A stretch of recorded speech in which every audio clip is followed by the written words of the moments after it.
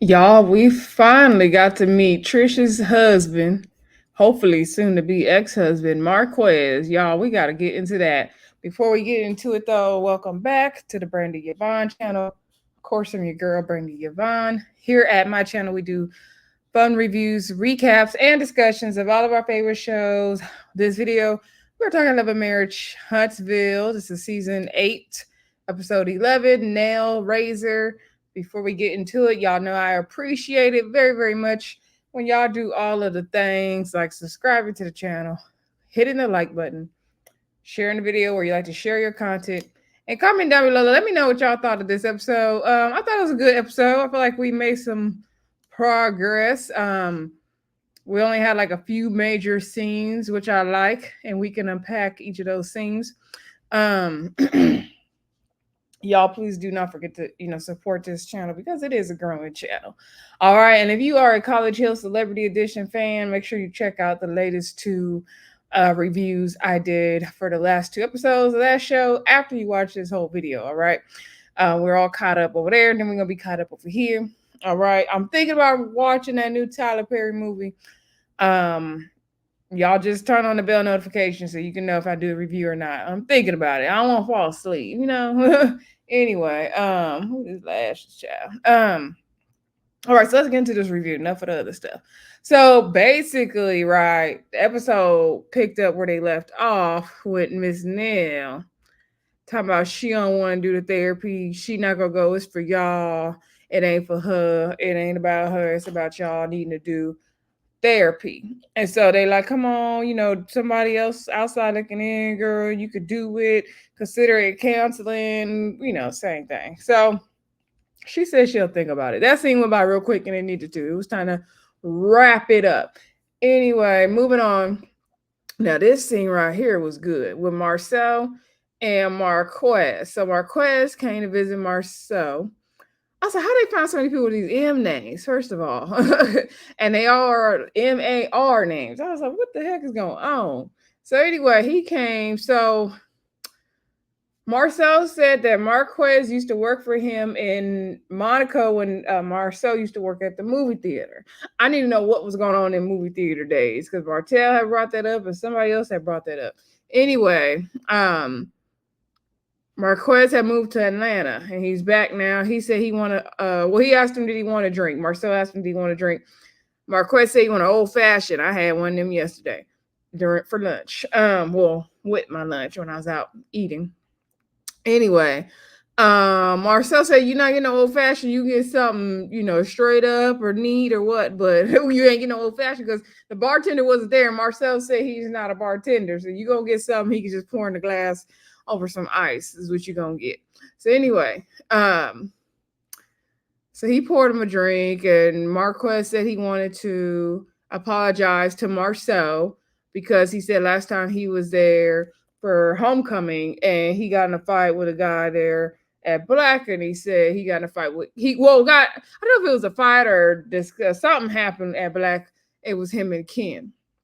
So Marcel was like, "What? Like, I didn't even know about that." He's like, "I didn't even know like that was you. I thought it was somebody else. I didn't know, you were married. I know all the stuff." Now I was confused by this because I thought Marcel knew that Trish was married to Marques, but maybe he never met his wife. I don't know, but I know Martel knew that Marques used to work with Marcel.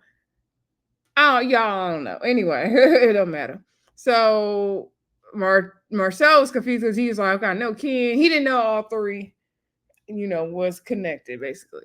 He didn't know all three were connected, I should say. So Marcel's like, okay, so is this like a throuple? So then our request is like, no, it's an entanglement on her part, and we were married, we were high school sweethearts, and she telling about this is her homeboy and all that, and we were been together since high school, like you don't have no homeboys. I'm like, how come she can't have no homeboys? But anyway, Marques is upset because he was with her and they were married, and then they got a divorce. He said, so Marcel's like, okay, walk me through the timeline.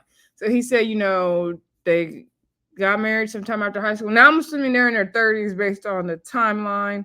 I'm thinking they're probably like their mid late 30s. Anyway, he said, they got married, they had kids, and both of her Trisha's parents died, which she has shared with us. And he said he wasn't really there for her because, he didn't know how to be there for her because, sorry y'all, my eyes killing me. Because he never had anyone in his family die, so he didn't realize he was lacking empathy. So he said he wasn't really there for her like he should have been. Then COVID came, he realized he didn't really want to be with her. Marcel's like, did you love her? He said he loved her, but he wasn't like in love with her. So everything was good. He's co-parenting, he's picking his picking his kids up or whatever.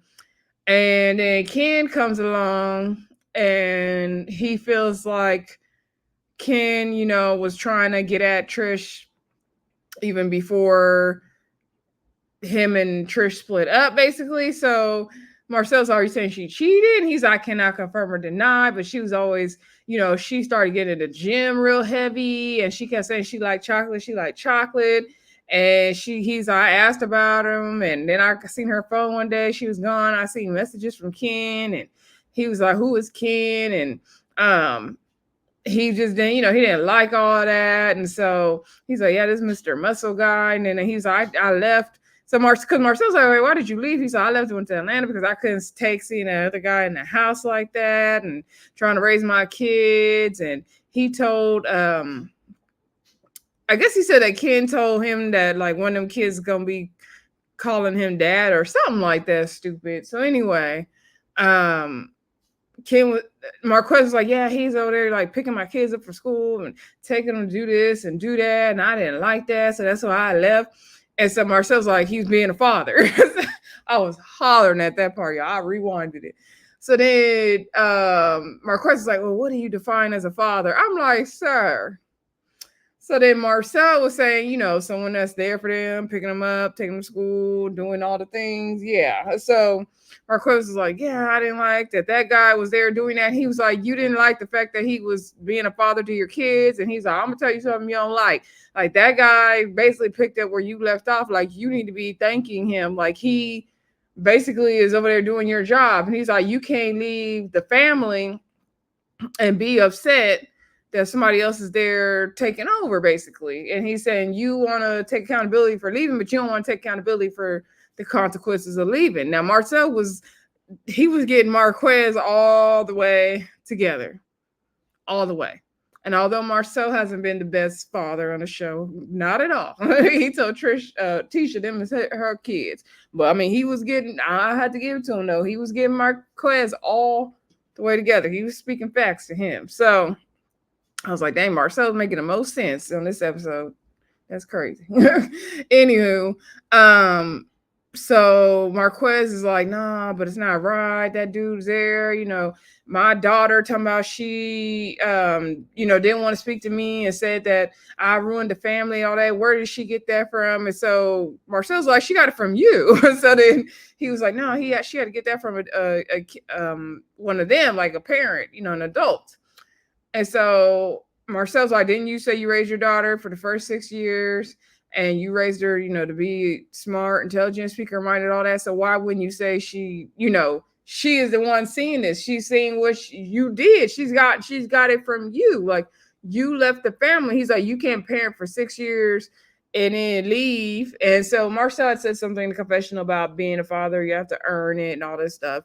And so he's like, you can't, be here 6 years and then leave and think it's still going to count. And so he was like, your daughter is talking about what she saw because her daughter, I guess his daughter is saying like, a man doesn't abandon their family and all that.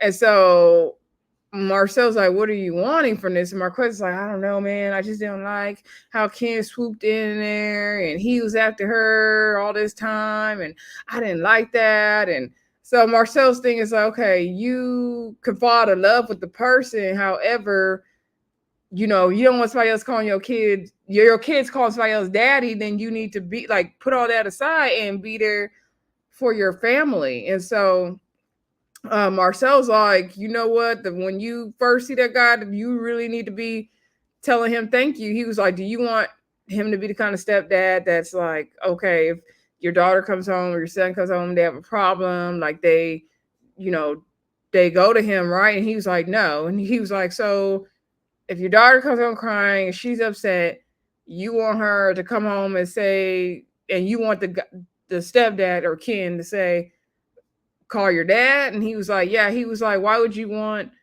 that kind of person in there raising your kids? Like, that's not what you want. And Marsau basically, bottom line, it was a long conversation.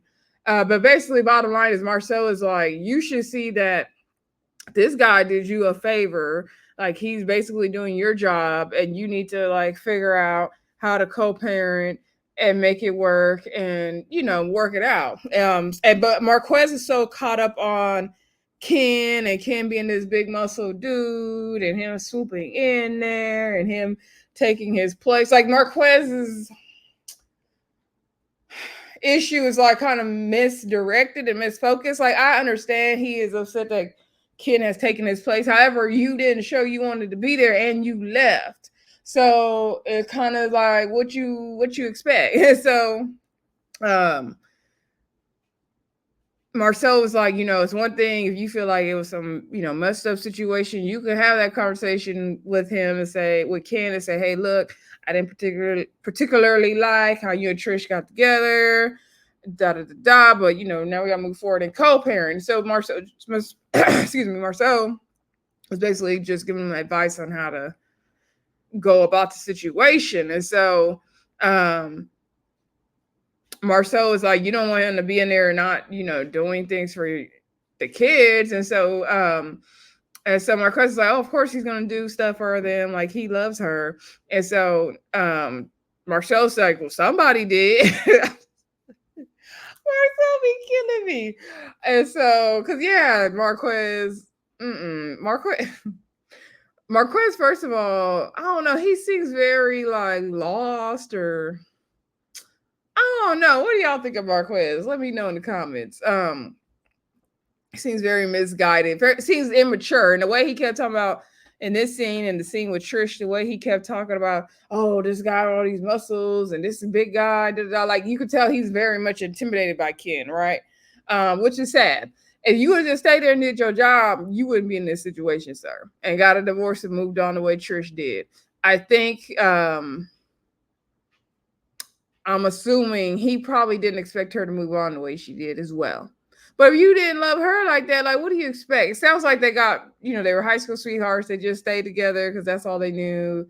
And then they probably, got married, had kids, whatever. And this was sticking it out for no reason. But then, when things got difficult, no one wants to deal with that anymore.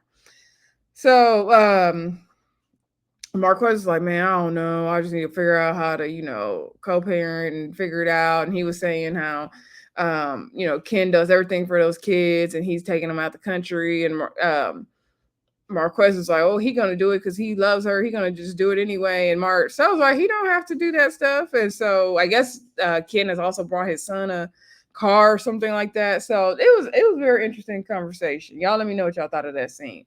Moving on, Miss Nell goes to see Melody in her backyard with her heels on. And Melody had these cute little glasses and cute little setup. You know how Melody do. Hey girl, I was about to call you because I thought you was late because you don't never be late.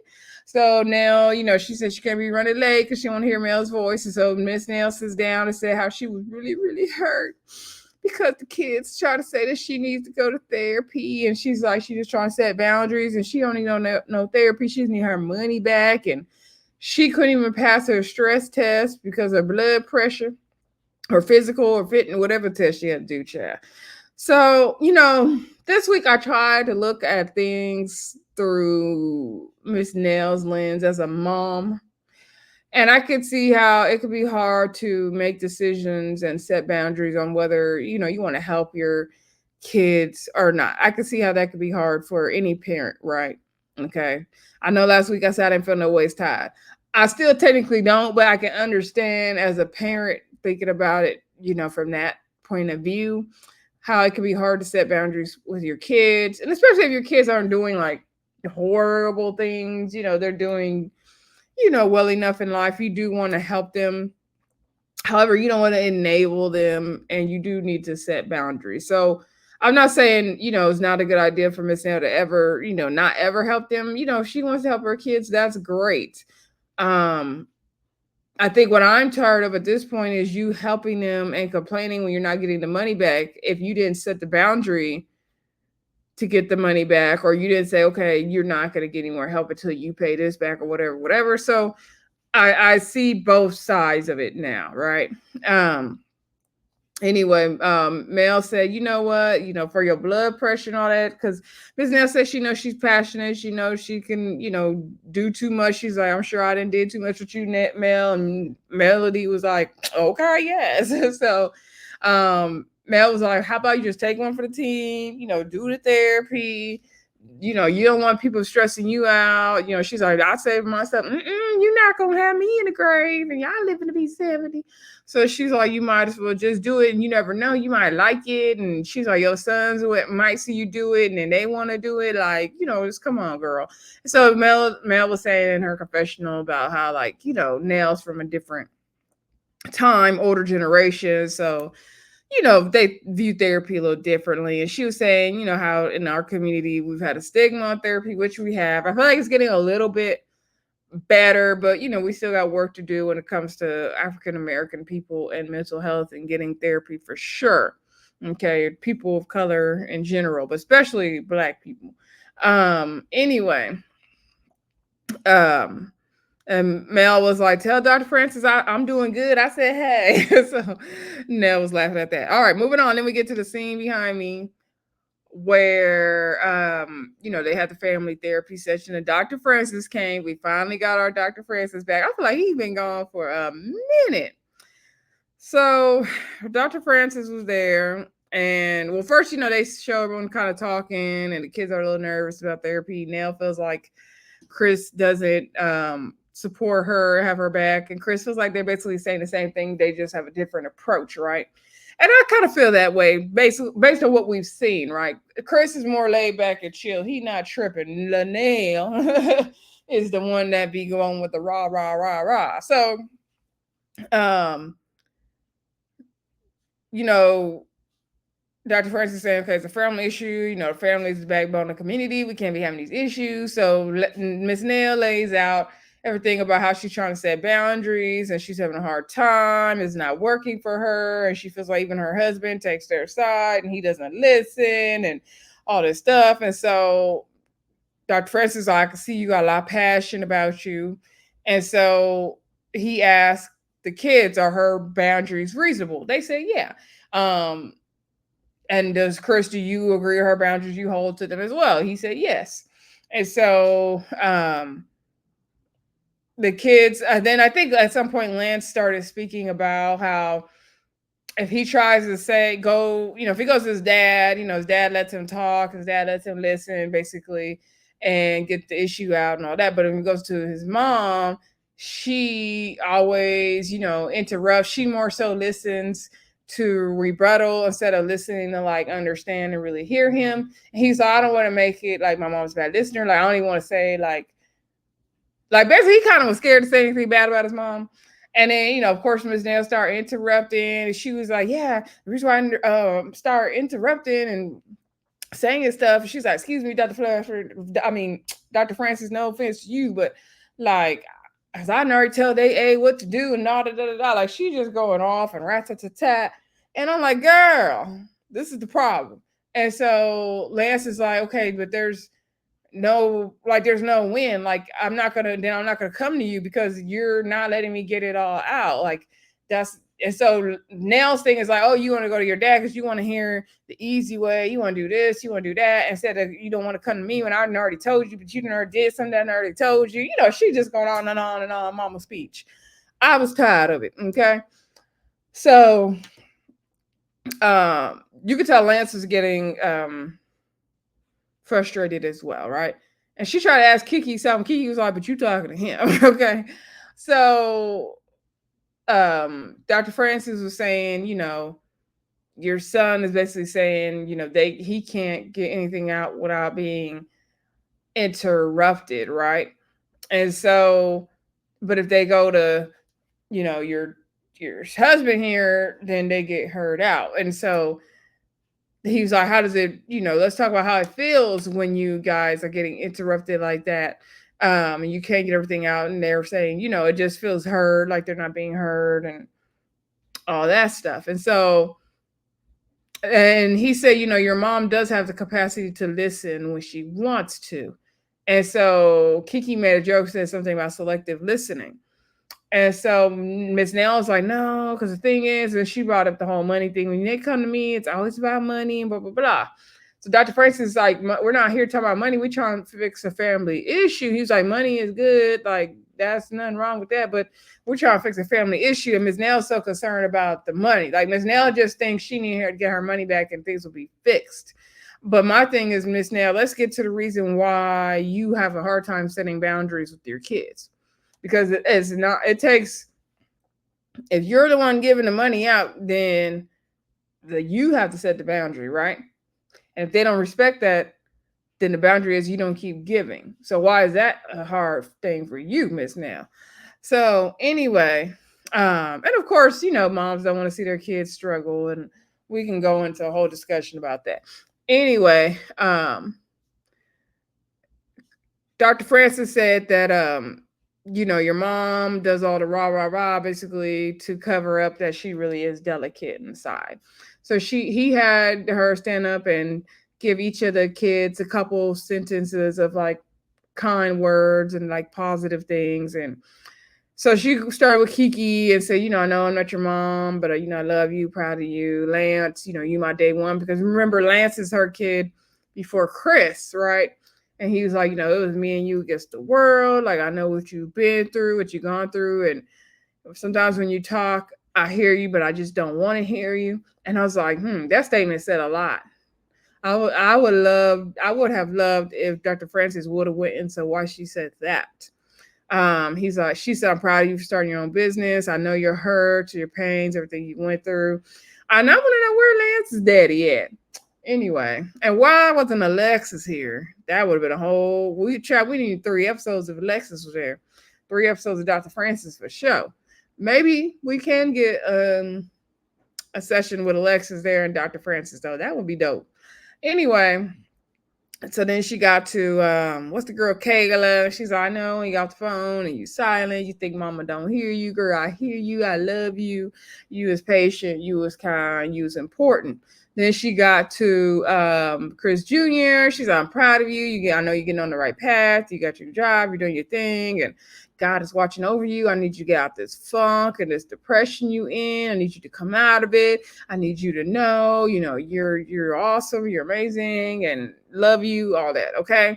So it's a very emotional moment. That part I really liked. And so basically Dr. Francis' main message was for Ms. Nell to give her kids kind words, like instead of start pouring into them more instead of all the tough love. And Chris was like, this is what I've been trying to tell you. This is in the confessional. Ms. Nell, y'all see Ms. Nell in that blue outfit and that confessional look and her titties out? She had a couple outfits with her boobies out. I said, okay, Ms. Nell. She got her baby hair, swoop, swoop. I said, okay, Ms. Nell. Anyway, Chris Fletcher was telling her in a confessional, like, this is what I've been trying to tell you. Like, all the tough love stuff is not working. So Ms. Nell was like, okay, I agree with you. Like, I've been saying that too.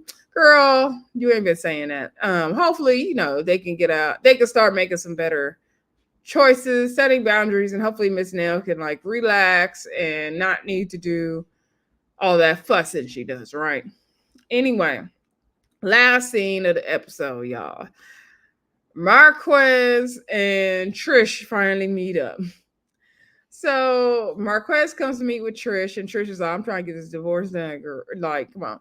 So he said, he came to try to work on the co-parenting thing, but the issue he has is the issues with Ken, and he don't like that, this dude, this muscle all up in there taking his place, and he's not liking that. And they talked about like, what they went through when they were married. And she was like, you were not there for me. She basically said he was always gone with his friends and all that. She said, you know what I went through?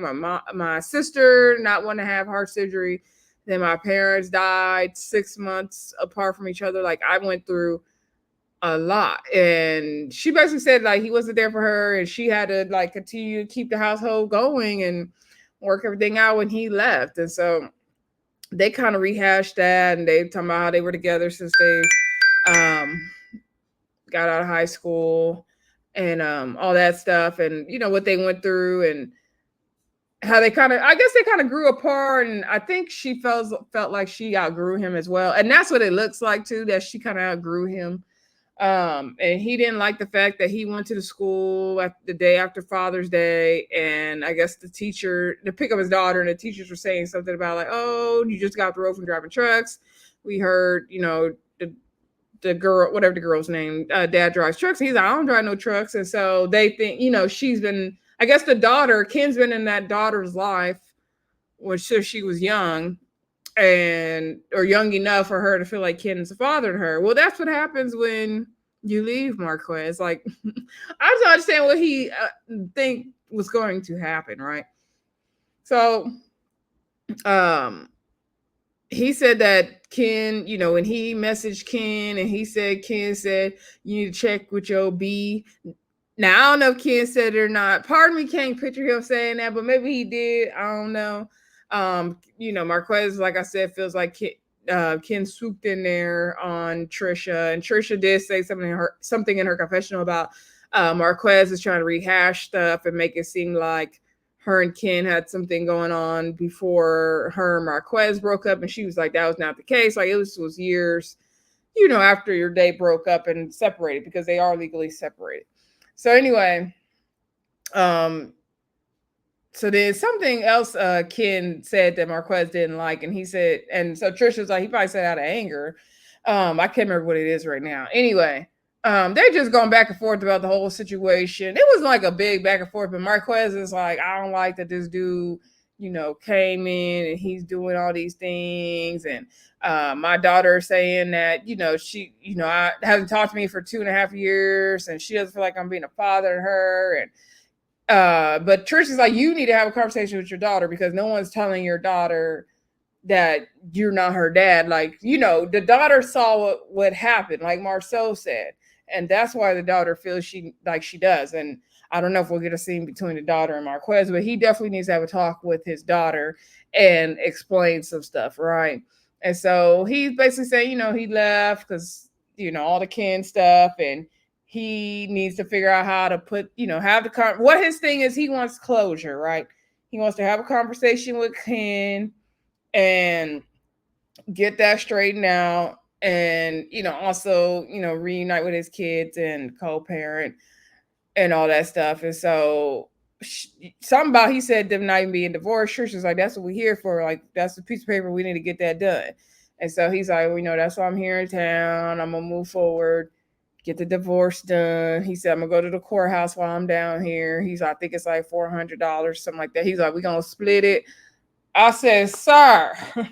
So Trish is like, everything's going good. He said that, like, sir, like, split it, really? She was like, it's okay, Ken will pay for it. I said, Trish got something. Okay, she got something.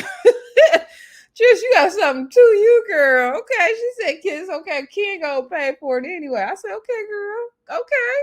Okay, Trish getting these men's. Okay, she's getting these men's. But yeah, Marquez and Ken are very, very different.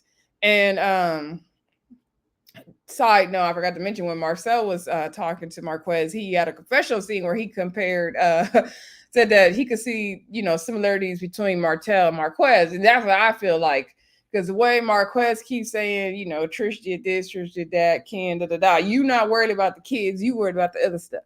But he said Marquez is a lot more passive than Martel, and I agree. Marquez is definitely a lot more passive than Martel. And then he said, in terms of like comparing Mel and Martel to Trish and Marquez, he said Marquez is the melody in the situation. Oh, that was funny to me. Anyway, yeah, Marquez, like, you need to just, you can have a conversation with Ken if that's gonna make you feel better. But at the end of the day, this man, stepped in, you left over seeing somebody else in the house when you didn't want to be there. So yeah, I mean, we don't know the full story, and we would never know. That's between, those grown adult people. But yeah, hopefully, Marquez can figure out how to move forward and they can work the co-parenting thing out. And hopefully they get this divorce because I'm tired of it. Okay, let's move it along. Love and Marriage Huntsville. Anyway, y'all let me know what y'all thought of this particular episode. Were y'all surprised by how Marquez looked and his demeanor? Because that's what was shocking to me. Because the way Stormy and Trisha are making it sound like, Stormy kind of called him Mister and made it seem like maybe he was like, I don't want to say he was verbally abusive or something. I don't know. They made him seem like he was going to be one way, but he seemed very like passive and timid and immature. So that's not what I was expecting Marquez to give. Go and get that divorce, Marquez, and just take care of your own kids, sir. Anyway, y'all, let me know what y'all think in the comments about Marquez, though, and the session with Dr. Francis. Don't forget to like, comment, subscribe, and share. And I'll talk to y'all again soon. Bye.